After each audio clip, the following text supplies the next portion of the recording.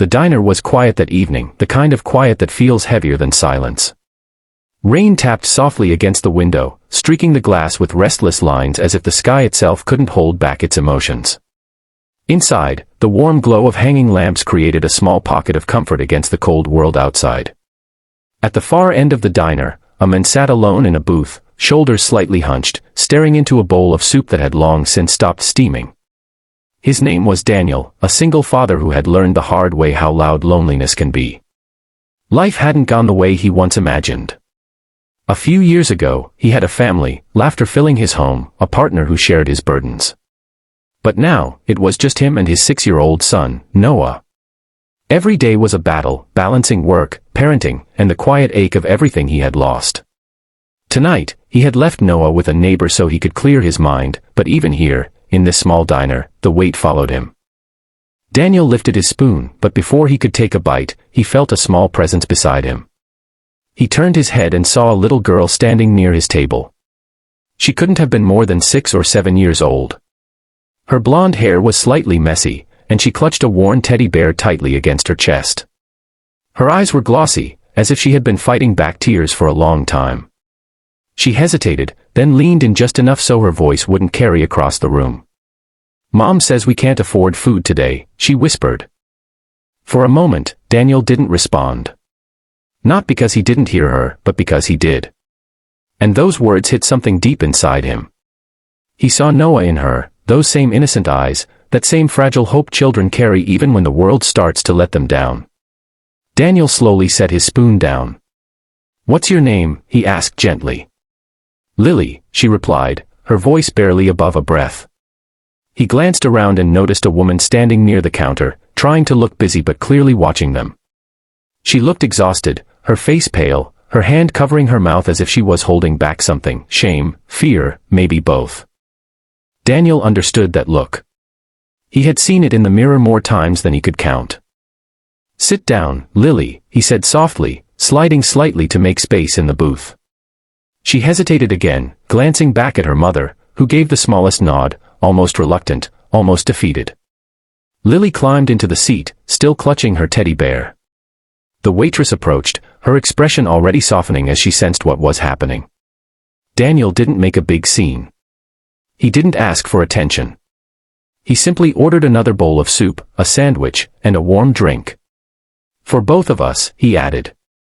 Lily's eyes widened slightly, not with excitement, but disbelief. As if kindness was something she wasn't used to receiving. As they waited, Daniel asked her simple questions, about school, her favorite color, her teddy bear's name. Slowly, her voice grew a little stronger.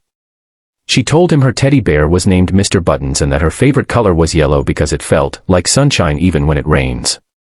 Daniel smiled for the first time that evening, a small but genuine smile.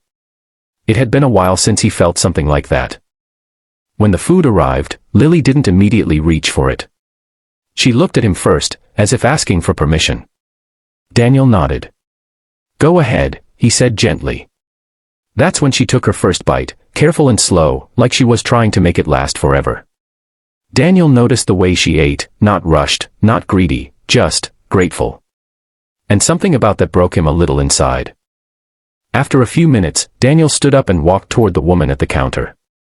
"You don't have to worry about the bill," he said quietly. The woman looked at him, her eyes filling with tears she could no longer hide. "I didn't know what else to do," she whispered. "I told her we'd just go home, but she was so hungry." Daniel nodded. "You're doing your best," he replied. "Sometimes, that's all anyone can do." He paid for the meal, but something inside him told him it wasn't enough. Before leaving, he handed the waitress a folded note. "Give this to them after I go," he said. Then he returned to the booth, gave Lily a gentle smile, and said, "Take care of Mr. Buttons, okay?" She nodded, her mouth full but her eyes shining with something new, hope. Daniel stepped out into the rain, pulling his jacket tighter around him. For the first time in a long while, the weight on his chest felt a little lighter. Back inside, the waitress approached the table and handed the note to Lily's mother. With trembling hands, she opened it. Inside was a simple message: no child should ever feel hungry. This is just a small start. Along with it was some cash, enough to cover meals for several days. The woman broke down completely, tears falling freely now. She pulled Lily close, holding her tightly. And Lily, still holding Mr. Buttons, whispered, "Mom, he's nice." That night, 3 lives changed in ways none of them fully understood yet. Daniel went home and hugged his son a little tighter. Lily went to sleep with a full stomach and a lighter heart. And her mother found a small piece of strength she thought she had lost. Sometimes, it doesn't take much to change someone's world. Not grand gestures. Not perfect solutions.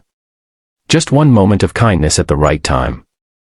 And if this story touched your heart even a little, don't forget to subscribe to the channel, because stories like this remind us that even in the darkest moments, humanity still shines.